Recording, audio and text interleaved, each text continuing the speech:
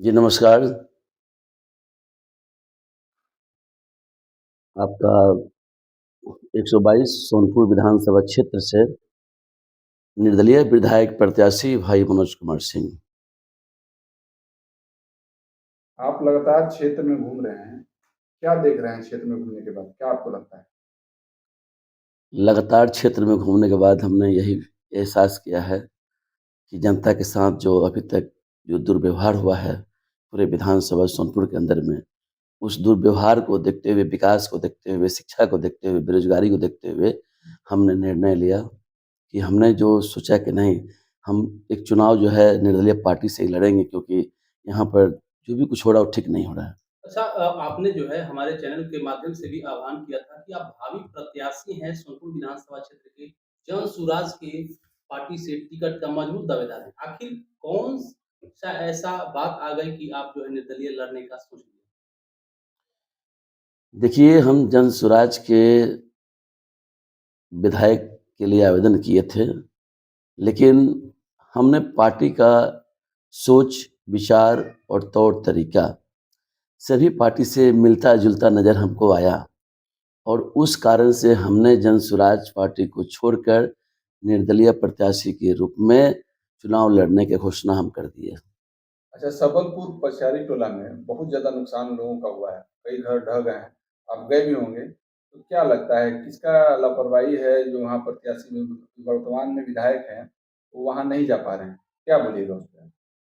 वर्तमान में जो विधायक है, सबलपुर में जो बाढ़ से जो परिवार ग्रसित है, उसको देखते हुए वहाँ के जो स्थानीय विधायक हैं, उनको जो वहाँ करना चाहिए, वहाँ हो नहीं रहा है। तो जो जो सिटिंग विधायक है, वो नहीं कर पा रहे हैं, जो होना चाहिए इसलिए कि वहाँ की जनता काफ़ी मजबूर है। सेवा वहाँ उस ढंग का हो नहीं रहा है। आम जनता जिसको जो समझ में आ रहा है, वहाँ कर रहे हैं, लेकिन स्थानीय विधायक की तरफ से कुछ नहीं हो रहा वहाँ। अच्छा क्या मुद्दा होगा आपको निर्दलीय? क्योंकि पार्टी से यदि आप जब दावेदारी करते हैं या लड़ते हैं तो पार्टी का एक अलग अपना मुद्दा होता है, मैनिफेस्टो होता है। आप जब निर्दलीय हैं तो आपका क्या-क्या मुद्दा होगा, जो कि सोनपुर को विकास में आगे बढ़ा सकता है? देखिए, मेरा एक ही मुद्दा है, पूरे विधानसभा के अंदर में, क्योंकि हम पूरा बिहार का तो नहीं बोल सकते हैं, लेकिन सोनपुर विधानसभा के अंदर में जो मुद्दा है, यहाँ पर जो कहा जा रहा है कि जो भी यहाँ पर हमारे किसी भी पार्टी के नेता लोग हैं, किसी भी पार्टी के विधायक हैं हमारे बिहार के अंदर में, अभी देखा जाए आरजेडी 3 टर्म से आरजेडी हैं, 2 टर्म बीजेपी पहले रह चुके हैं। इसके पहले 25 साल समय और बीत गया।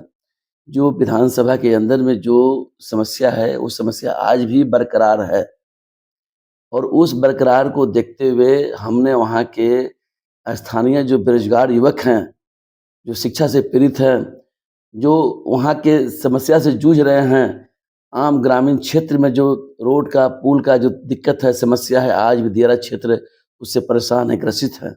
ये सबको देखते हुए सभी लोग बोलते हैं, सभी पार्टी बोलते हैं कि हम बिहार में वो लाएँगे, ये लाएँगे, वो लाएँगे, लेकिन हम सोनपुर की बात कर रहे हैं बस अभी। सोनपुर विधानसभा के अंदर में ऐसा कोई फैक्ट्री अभी तक नहीं लगा, ऐसा कोई बिज़नेस नहीं हुआ, ऐसा कोई यहाँ के विधायक जी हों, जो कुछ ऐसा रोज़गार को लाए हैं हमारे सोनपुर के अंदर में, कुछ ऐसा नहीं हुआ है और उसको देखते हुए हमारे बिहार के अंदर में 2-3 पार्टी के साथ-साथ एक पार्टी और उभरे हैं जनसुराज। वो भी कहते हैं कि हम बिहार से पलायन को बंद कर देंगे, किसी को बाहर नहीं जाना पड़ेगा। तब बिहार से मुझे मतलब है, मानते हैं हम बिहारी हैं, लेकिन जिस सोनपुर जो क्षेत्र से हम चुनाव लड़ेंगे, हम वहाँ के भाइयों को हम झूठ कैसे बोल सकते हैं? सभी पार्टी झूठ बोलते आ रहे हैं कि हम आपको पलायन बंद कर देंगे। तो छठ पूजा के बाद कोई भी पार्टी हो, सभी पार्टी बोलते हैं कि हम रोज़गार देंगे, युवक को बाहर नहीं जाना पड़ेगा, पलायन को बंद कर देंगे। तो हमारे बिहार के सोनपुर विधानसभा के अंदर में ऐसा क्या फैक्ट्री लग जाएगा जिससे कि हमारे सोनपुर विधानसभा के भाइयों को बाहर नहीं जाना पड़ेगा? इसलिए हम सोच समझ कर ये काफ़ी सोच रहे नहीं, जो भी पार्टी आते हैं झूठ-सच बोलकर सहारा लेकर चुनाव जीत जाते हैं। इसलिए हम भैया निर्दलीय प्रत्याशी के रूप में हम घोषणा कर चुके हैं और समस्या से वहाँ के जो ग्रामीण जूझ रहे हैं, उनके समस्या को मैं अपना समस्या समझकर उसको हम काम को आगे बढ़ाएँगे।